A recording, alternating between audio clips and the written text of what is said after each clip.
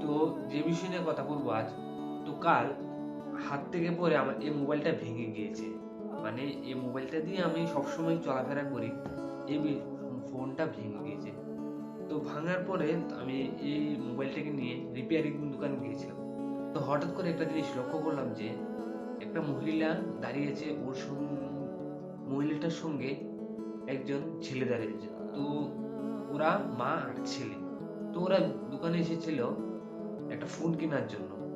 তো দেখছিলাম কি মহিলাটা কাপড় ছেঁড়া, কিন্তু ছেলেটার শখ নাকি আইফোন নেই। আচ্ছা, ভালো কথা। ও একটা ওর মা একটা ছেঁড়া ব্যাগ থেকে 12,000 টাকা বের করে দিয়েছে। তো 12,000 টাকা দিয়ে ও ইএমআই তে এই ফোনটা নিয়েছে, আইফোন।